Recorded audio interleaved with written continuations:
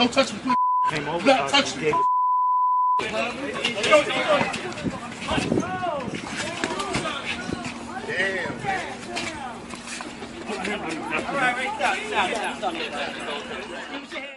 I think the reason that the organizers used the phrase Black Lives Matters was not because they said they were suggesting nobody else's lives matter. Rather, what they were suggesting was there is a specific problem that is happening in the African American community that's not happening in other communities. The Black Lives Matter movement began on social media when George Zimmerman was acquitted for shooting African American teenager Trayvon Martin. Since then, the movement has continued to grow and gain support as a result of a plethora of similar cases, such as the notable deaths of Michael Brown in Ferguson and Eric Garner in New York City. The hashtag surfaced as a way for people to share their own experiences or opinions on the issue of racism in our society, specifically pertaining to African Americans and their interactions with law enforcement. However, as support continued to grow, so did opposition.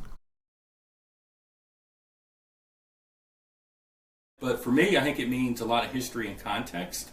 I think sometimes people quickly go to all lives matter, which I agree with. All lives matter. I just think all Black Lives Matter has a kind of a little different history with some of the context. For me, Black Lives Matter is just a movement, and to be honest, for me, it's kind of hard to differentiate between all lives matter and Black Lives Matter, because my personal opinion of it is just that all lives do matter, and so people who identify with the Black Lives Movement are 100% accurate in doing that. I think that all lives matter. All Lives Matter looks not just at African Americans, but also all different racial groups and all different groups across society, and seeing that there are many different problems just as African Americans are facing. I mean, all of us should have a place in society, a safe place in society. I'm having a hard time with Black Lives Matter, simply because I think all lives matter. I do understand that there has been and there still is a problem with some of the law enforcement, and but I don't think this radical movement is going to help them in any way. And I think it has alienated so many people that they've just turned a blind eye to it. I think maybe if they had taken a different approach, I think the idea behind it is very noble, but I think the way they're going about it is very dangerous. On December 3, 2014, Penn State students took to the Hub to act on a die-in during which they laid on the ground for 45 minutes to represent the 4.5 hours spent by Michael Brown in the street after he had been shot and killed. This act made a huge impact on the Penn State community as it made us aware of the controversy at hand. This act also received an immense amount of support and major backlash from the community, furthering the idea that Penn State serves as a microcosm of the nationwide controversy. Are we even upholding the Constitution of the United States of America that I'm standing on, that says all men are created equal?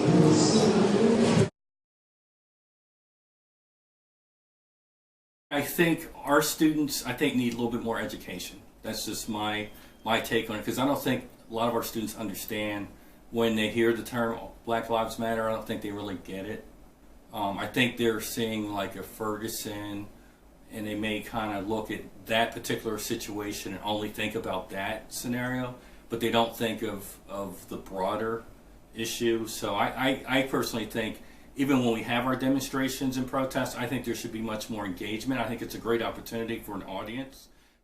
Here is President Barron standing with several members of the Black Caucus, posing in the hands up, don't shoot gesture that has become known across the nation as a symbol of the Black Lives Matter movement.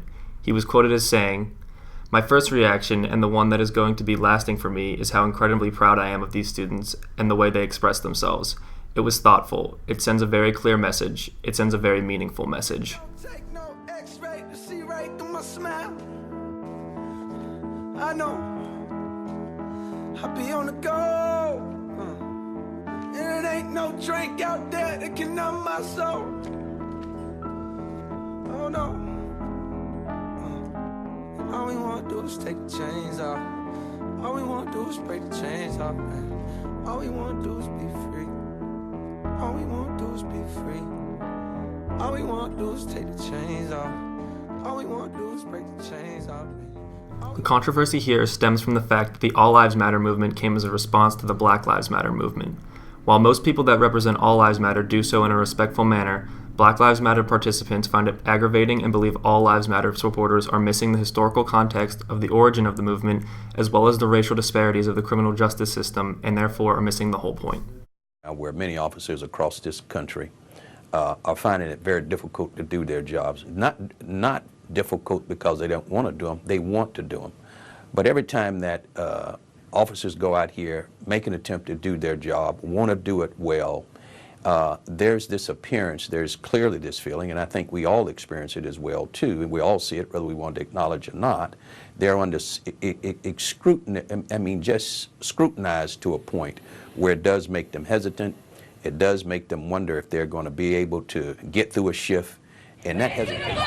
Crime like bacon! Pigs in a blanket! Crime like bacon! Pigs in a blanket!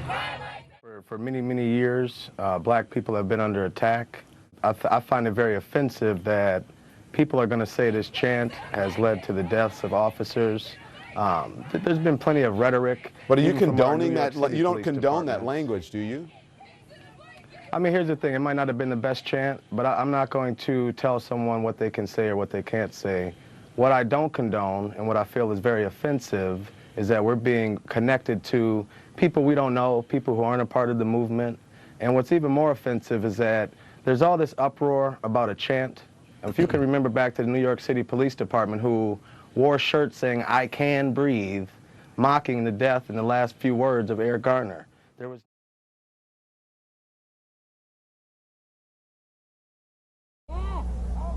It is a dream deeply rooted in the American dream. I have a dream. The question now is when, if ever, the two movements will reach a resolution.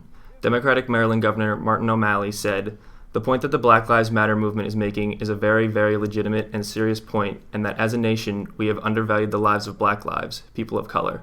We have a lot of work to do to reform our criminal justice system and to address race relations in our country."